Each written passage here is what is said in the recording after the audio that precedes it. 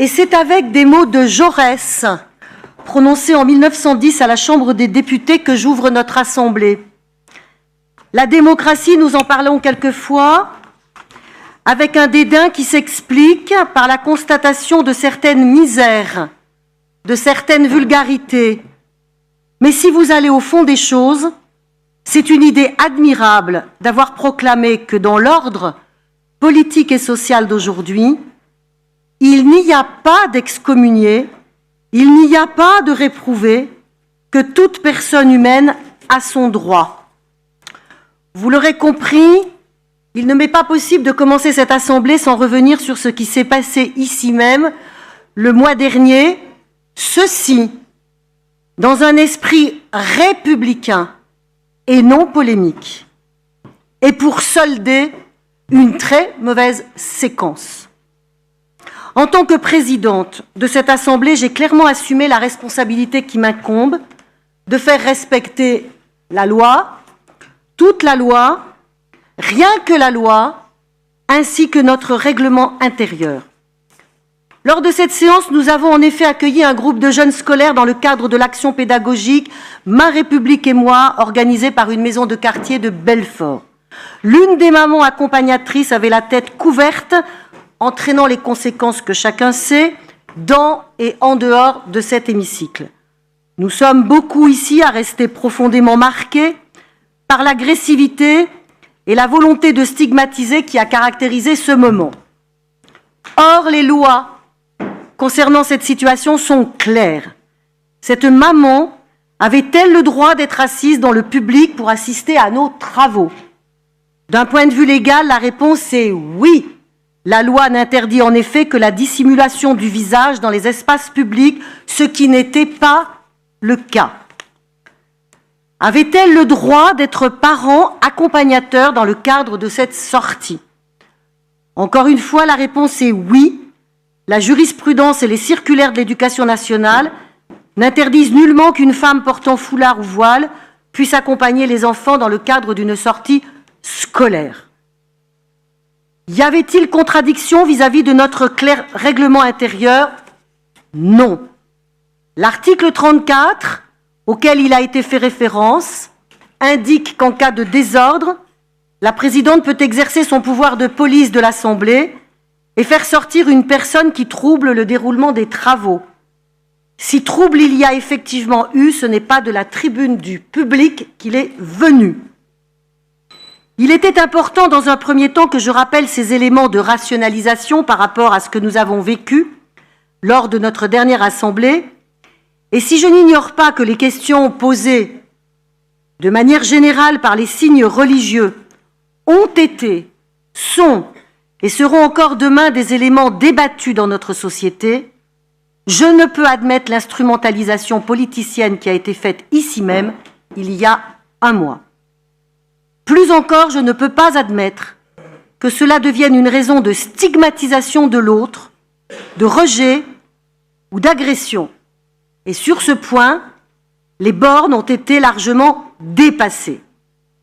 Elles l'ont été en fait pendant l'ensemble de la séance, puisque dès les discours d'introduction le matin même, c'est notre majorité et les agents de notre collectivité qui étaient mis en cause. C'est pourquoi j'ai pris mes responsabilités en transmettant au procureur de la République les éléments nécessaires d'information sur ce qui s'était passé, sur ce qui s'était dit dans cet hémicycle, afin que cela soit analysé précisément au regard des lois de notre République.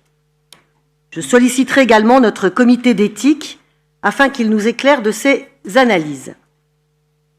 Les grands principes de notre République laïque, la liberté de croire ou de ne pas croire, la neutralité des pouvoirs publics s'agissant de faits religieux, doivent être systématiquement rappelés, de même que l'article 10 de la Déclaration des droits de l'homme et des citoyens de 1789.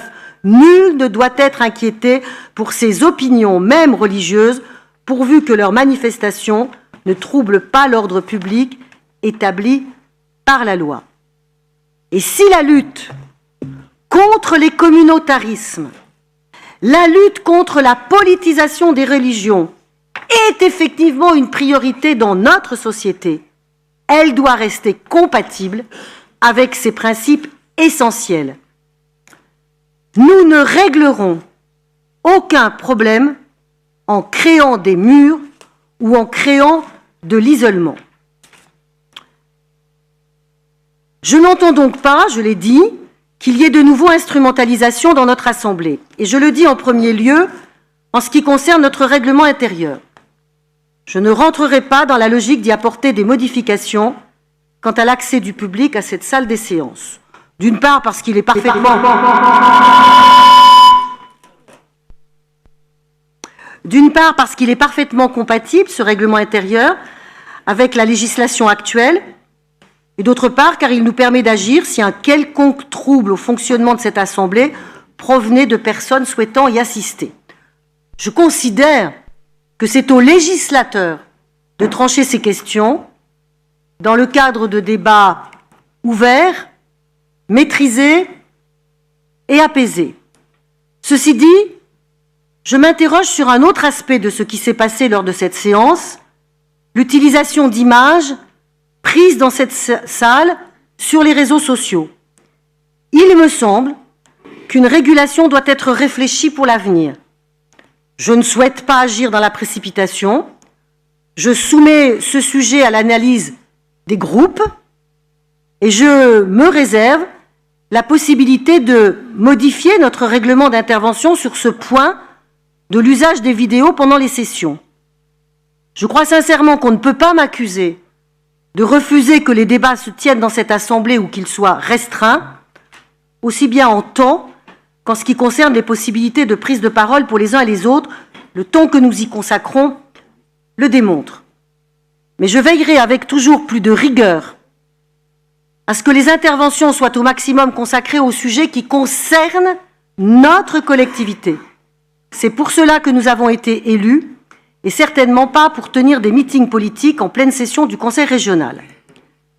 Alors, maintenant, place à notre actualité.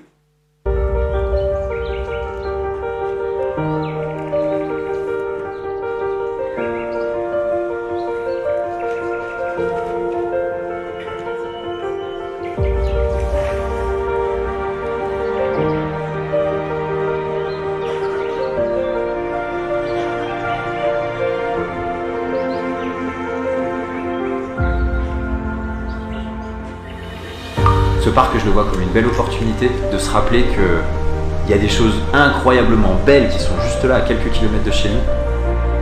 Côtoyer de près la nature, les animaux, la flore, évidemment essayer de faire attention à la respecter pour que nos générations futures puissent aussi hériter de ce patrimoine forestier si riche et important chez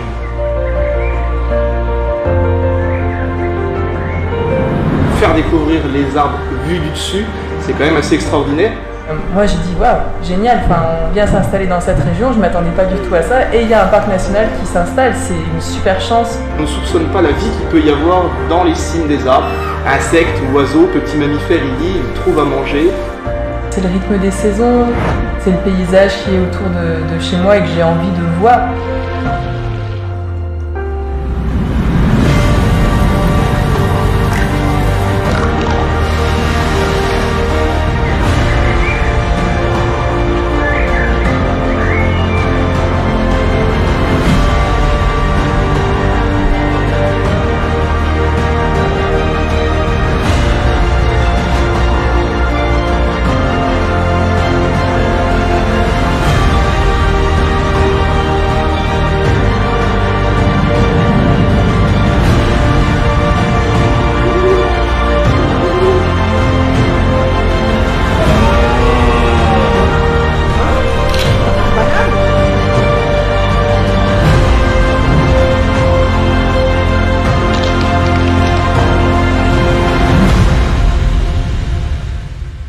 J'imagine un monde dans lequel on arrive à prendre soin de notre environnement naturel, ça c'est la base, mais surtout je rêve d'un monde dans lequel on arrive, nous les humains, à s'écouter, à se respecter et qu'on puisse construire ensemble un monde qui nous ressemble, mais surtout qui nous rassemble.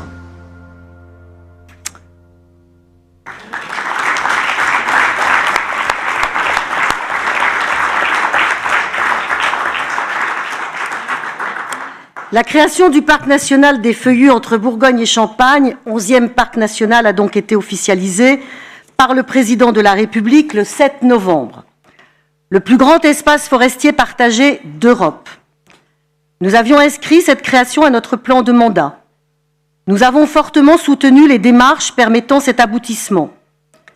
Cette création, après 10 ans de concertation et de médiation avec les habitants, les agriculteurs, les chasseurs, est un pas majeur vers plus de protection de la biodiversité. Notre collectivité a su faire entendre la voix de l'engagement dans ce combat majeur, mais aussi la voix de la responsabilité et de la raison. Alors je veux beaucoup remercier François Patria qui a été à la manœuvre il y a 10 ans, et puis depuis dans nos rangs Stéphane Wojnarowski qui n'a vraiment pas du tout ménagé sa peine, mais je tiens à saluer, et ils sont là, le président du GIP, Marcel Jurien de la Gravière, Guy Duranté, ancien président du GIP, et Henri Parmentier, directeur et cheville ouvrière. Ce parc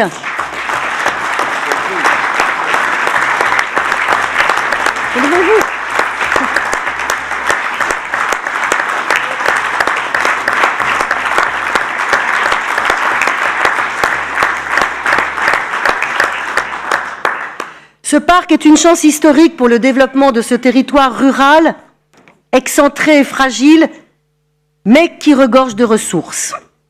Il incarne une nouvelle génération de parcs nationaux qui conjugue protection et conservation avec le développement économique, social et culturel local.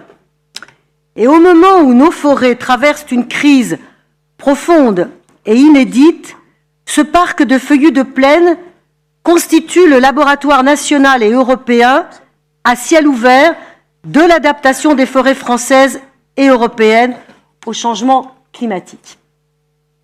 Je profite de ce moment pour remercier chaleureusement les élus et la direction de l'environnement pour leur travail et leur implication sans faille, récompensés avant-hier, par une médaille au Sénat dans le cadre du prix Territoria 2019. Arbres fruitiers, arbustes à petits fruits, haies multiples, ruches, nichoirs et hôtels à insectes implantés en nombre sur notre territoire pour le plus grand bien de notre biodiversité. À l'heure des enjeux climatiques, c'est du concret.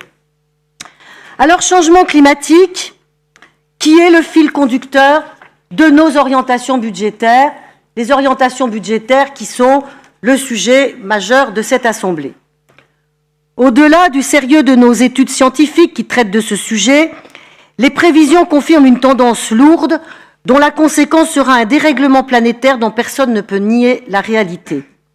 Et ce sont les plus fragiles, les plus précaires, qui pâtissent de ces bouleversements, partout dans le monde, mais aussi dans notre pays, avec notamment les charges de chauffage qui s'envolent et le coût des mobilités. Nous avons en région des leviers qui nous permettent d'intervenir. Nous les actionnons déjà, car la question de la transition énergétique et environnementale n'est pas nouvelle dans nos politiques. Nous en avons fait une de nos 3 priorités de mandat. Mais ce que je vous propose, c'est que nous accélérions. J'ai d'ailleurs demandé à ce que nous regardions dans chacune de nos politiques tout ce qui pouvait entrer en contradiction avec cet enjeu climatique. L'examen de nos interventions actuelles ne révèle pas de contradiction, mais conduit à une évidence, il nous faut accentuer et accélérer. Comme je viens de le dire, cela n'arrive pas comme ça, comme un cheveu sur la soupe. Non seulement nous avons largement posé cet enjeu climatique dans nos priorités de mandat, mais notre référence aux objectifs de développement durable affirmés avec force l'an dernier est suivie d'une démarche de notation extra-financière qui, entre parenthèses, est vraiment, se solde aujourd'hui par une note qui est très bonne, a délibérément inscrit notre collectivité dans une démarche proactive et cohérente. Démarche relayée par l'élaboration du SRADET, bien entendu, par notre stratégie de transition énergétique que nous avions débattue en Assemblée le 29 juin 2017 et qui fait l'objet d'un rapport d'évaluation annexé à notre rapport d'orientation budgétaire, donc cohérence toujours, et démarche enfin renforcée l'an dernier quand nous avions décidé d'intégrer un critère d'éco-conditionnalité dans tous nos investissements sur les territoires.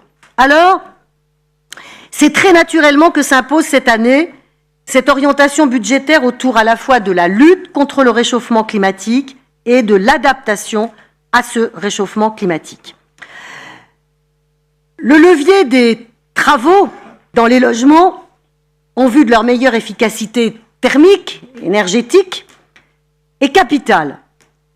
Alors je souhaite vous dire que je souhaite que l'État soit plus cohérent et plus coordonné avec les politiques qui émanent du terrain et que nous conduisons avec l'ADEME. Nous avons des discussions en ce sens parce que l'État est en train de promouvoir un nouveau mode d'intervention, mais qui, dans un premier temps, semble totalement ignorer ce qui se fait déjà sur le terrain. Et là, il y a un enjeu capital pour l'efficacité de l'intervention publique. Les usagers, on ne va pas savoir si c'est l'État qui fait, qui promeut des travaux, si c'est la région, si c'est les collectivités. Ce qu'ils voient, eux, c'est le résultat et c'est comment on leur facilite les démarches. Or, en ce moment, c'est quand même plutôt cafouillage. J'en ai appelé à un arbitrage de la ministre en charge de ce domaine. Et à cette occasion, les services de l'État reconnaissent que notre région va dans le bon sens, avec son service public de l'efficacité énergétique et sa coordination avec tous les territoires, tous les acteurs, que ce soit pour économiser l'énergie ou pour promouvoir des énergies renouvelables. Ceci dit, l'action publique ne peut pas tout dans ce domaine. Il faut véritablement monter des partenariats publics-privés très forts, solliciter donc les banques, les investisseurs privés, et c'est pour cela que j'ai réuni dernièrement une conférence des financeurs afin de renforcer cette mobilisation financière et que nous en ayons des traductions dès notre prochain budget. L'agriculture et la forêt sont des secteurs stratégiques pour ces enjeux de réchauffement climatique et d'adaptation. Notre société semble de plus en plus avoir oublié comment travaillent ceux qui nous nourrissent et qui façonnent nos paysages, comme en témoignent les multiplications de déclarations liées à ce qu'on nomme l'agribashing, et contre lequel, l'an dernier, nous nous étions mobilisés par une tribune nationale. Peu d'agriculteurs contestent la nécessité de pratiquer une agriculture plus verte, plus soucieuse d'économiser les intrants, plus résiliente aussi à tous les aléas climatiques, ce qui passe par des adaptations des modes de culture, notamment moins consommatrices en eau. Mais les adaptations ne pourront pas se concrétiser dans des exploitations déjà surendettées si la charge de cette adaptation incombe aux seuls agriculteurs. Il faut donc être les plus pragmatiques possibles. C'est ce que nous plaidons auprès des autorités nationales et européennes, en lien étroit avec la profession, à la veille du renouvellement de la PAC. Le pragmatisme serait d'ailleurs aussi d'obtenir pour les agriculteurs le relèvement du seuil concernant les appels à projets pour les installations photovoltaïques sur les toits, parce qu'à ce jour, nombre de projets d'exploitation d'installations sur les exploitations sont entravés, alors que la production d'énergie peut constituer un apport essentiel de revenus pour les agriculteurs concernés. Donc, nous y travaillons. Et pour terminer sur le chapitre de l'agriculture, je me réjouis que nous ayons finalisé dernièrement et signé le contrat d'objectifs et de moyens avec la filière bio qui montre un chemin vertueux pour aller dans ce sens de la lutte contre le réchauffement climatique. La lutte contre les déchets et le gaspillage alimentaire sera renforcée. Nous nous inscrivons dans le cadre de la loi qui a confié aux régions l'élaboration du plan régional de prévention et de gestion des déchets. Mais nous allons au-delà, en intégrant un volet économie circulaire, témoin de notre volontarisme, car la mise en œuvre des actions envisagées va fortement contribuer à la lutte contre le changement climatique. Diminution des émissions nettes de gaz à effet de serre du fait d'un gisement moindre à traiter et à transporter, et grâce aux moindres émissions de la valorisation de matières. Un autre formidable levier pour accélérer la transition sur laquelle nous misons, c'est l'hydrogène, avec une feuille de route ambitieuse qui vous sera présentée en détail dans le cours de cette assemblée. Sans plus attendre, je voudrais remercier tous ceux, entreprises, start-up, laboratoires, universités, territoires, agences économiques régionales et aussi élus et services qui ont contribué à cette grande percée de notre région sur ce grand terrain d'avenir. Et j'en profite pour saluer ceux qui, parmi les personnes que je viens de citer, sont ici présents. Investir dans le vecteur énergétique hydrogène, c'est investir dans l'innovation technologique, c'est investir dans les mobilités propres, c'est investir dans les énergies renouvelables et leur stockage, c'est investir dans la réindustrialisation de notre territoire, mais c'est aussi investir dans la santé environnementale. Nous y reviendrons, donc je ne m'attarde pas plus. Au-delà du débat d'orientation budgétaire, la stratégie d'attractivité pour non seulement le Conseil régional, mais tout notre territoire, toute notre région, vous sera présentée par Patrick Ayache, que je remercie du grand travail effectué avec tous les territoires et toutes les forces vives de notre région pour parvenir à un positionnement de notre région qui soit différenciant et stratégique. Et je voudrais simplement à ce stade souligner la cohérence qu'il y a à faire de la transition climatique le fil conducteur de nos orientations budgétaires et à faire émerger le concept d'une région du mode de vie sain. On y reviendra. Une région qui aime et préserve sa biodiversité, qui investit dans le développement durable, gage d'avenir. Et c'est précisément au nom de ce développement durable que nous allons lancer un appel à manifestation d'intérêt pour des projets d'investissement touristique de grande envergure qui fassent rayonner notre région, mais qui répondent aussi aux exigences environnementales, énergétiques qui s'imposent si l'on veut traduire en actes nos engagements de développement durable. Alors que deviennent les projets de Center Parc dans ces conditions? Nous y reviendrons. Nous n'avons pas de nouvelles de l'investisseur depuis 6 ans. Il semblerait néanmoins qu'il n'ait pas renoncé à notre région. Mais il est clair qu'en 6 ans, la donne environnementale a changé. Et notre appel à manifestation d'intérêt, en tout cas, offre dorénavant le cadre régional approprié pour étudier tout nouveau grand projet d'investissement touristique. Je termine sur le sujet des mobilités parce qu'il est fortement contributif au changement climatique, à la lutte contre la transition, pour la transition climatique. Nous pouvons être fiers d'être une région qui, par sa politique tarifaire fortement attractive et son développement de l'offre ferroviaire, parce que nous croyons au train, a permis une explosion de la fréquentation, tout en instaurant avec la SNCF une relation plus équitable au niveau de la baisse des coûts de production, des pénalités en cas d'irrégularité et de l'indemnisation des voyageurs en cas de dysfonctionnement. pour autant, tout n'est pas réglé, car il faut du temps. Les importants travaux de modernisation réalisés par SNCF Réseau impactent fortement certaines dessertes par des suppressions de services qui développent l'insatisfaction des voyageurs. Nous n'avons pas encore traité non plus l'augmentation des dessertes et de capacités nécessaires pour les 10 000 voyageurs quotidiens du nord de Lyon, car cela passe par une négociation avec la région Île-de-France qui est en cours. Tout notre matériel roulant n'a pas encore été renouvelé.